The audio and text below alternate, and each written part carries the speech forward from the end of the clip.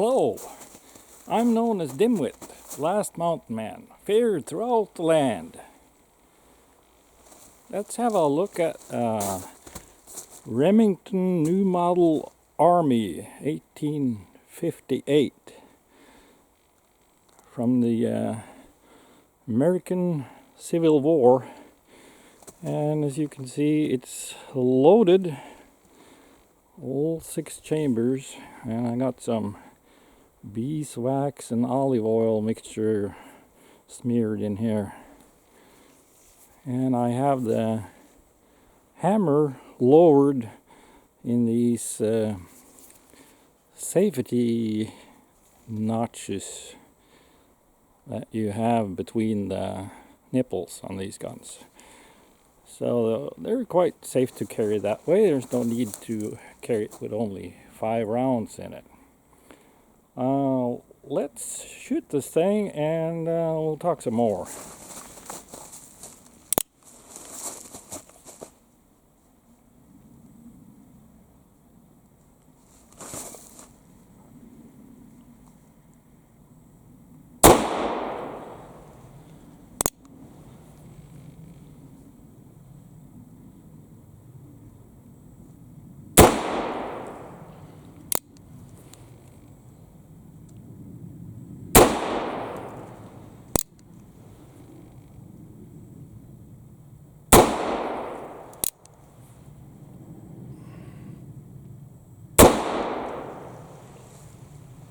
Ooh, one more.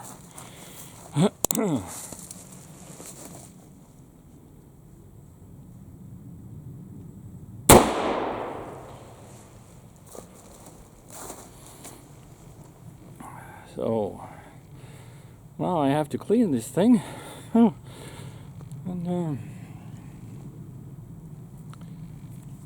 so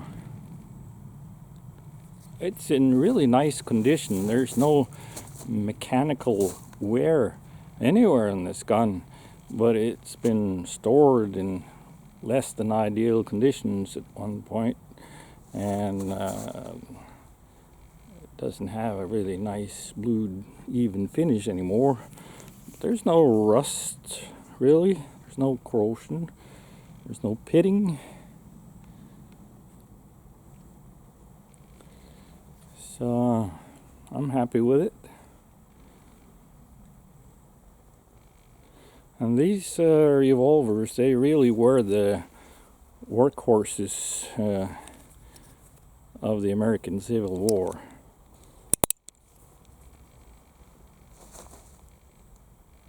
They are very sturdy guns with this top strap. And if I had to go to war with a percussion revolver, I guess this would be it. I like the Colts too, but I find I like the closed frame with the rear sight in the frame instead of in the hammer. And every time you take this apart and put it back together again, it's going to shoot in the same place. And I had a replica Colt Model 1860 Army one time that I used quite a bit, and I kind of got tired of that thing because it never hit the same place next time I used it. So, but it's not like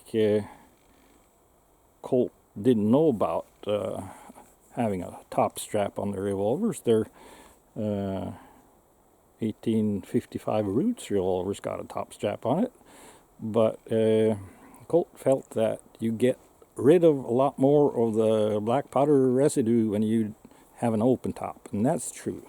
So okay, they're both the Colts and the Remington percussion revolver, they're pretty much all nice anyway. So, and these things have strong springs in them and quite a heavy trigger pull when they're in their original condition like this one, and that's the way it ought to be. This is revolver made for warfare, and people have lots of adrenaline, and you don't want to hair trigger. So, but a lot of them have been messed with to have a lighter trigger pull for civilian use later on, and lighter springs. So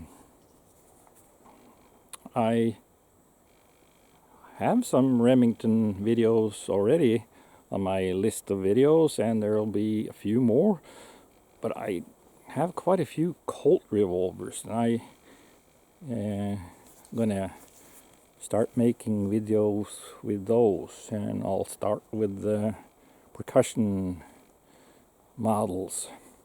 And other thing I want to talk about, every time I mess with these antique percussion revolvers, it seems that the percussion caps are too wide.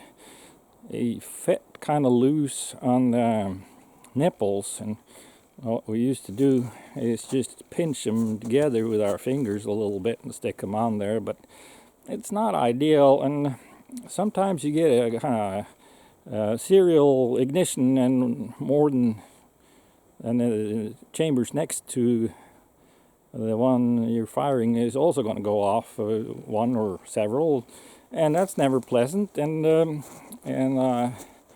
lot of times people talk about this is the flame from the explosion getting past round balls in here and igniting the powder, and that's why we should use some sort of wax or something in here. But I think it's a lot of time it's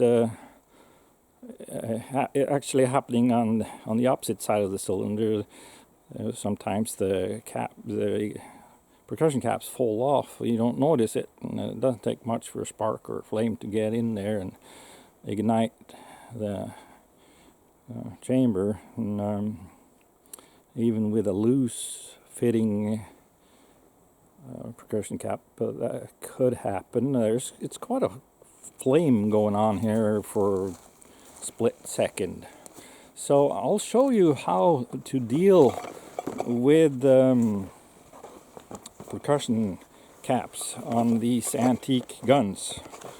Sometimes I replace the percussion nipples, and I'll make sure that they fit the caps. A lot of times they're a little too big when you buy them, but kind of like to keep my antique guns in their original condition, so it's nice to not replace them. And so what I do, I have these piece of steel here that I made kind of the perfect hole, and so and it's conical shape, so I can take a new percussion cap and I can put it in there. It will fit inside this hole, and then I have to use a pair of pliers to push it in a little further, and then I'll take the pair of pliers and pull them out again, and the percussion caps will end up having a little bit of a shape like this, and they'll fit on there. And they'll, if you have a little bit of different sizes percussion nipples, that's fine, because they'll expand when you push them out again. And I have a little wooden stick that I used to push them on. Sometimes it's a little hard on your fingertips to get in there and do that. So simple as that. It's a 4mm thick piece of steel with tapered hole in it, and it works like a reloading die, really, and sizing die. And And there's room for lots of more holes on this piece of steel, so if one of these other percussion revolvers of mine require a different size percussion cap, I can make more holes in this thing, and I just use the one that works the best. So something to consider. It's very important that they fit on there, or you'll have a serial ignition, and that's not pleasant.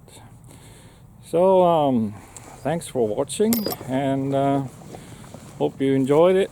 And maybe you want to click on like. Maybe you have some comments or questions. Maybe you'd like to subscribe. Check out my list of videos. And my buddy John, he seems to seems like he's trying to take over this channel. Have you seen all these videos lately with these smokeless powder guns? Oh, but not to worry, he's gonna run out of them modern guns way before I run out of these black powder guns. So I think we're just gonna have to let him get it out of his system. All right, see you later.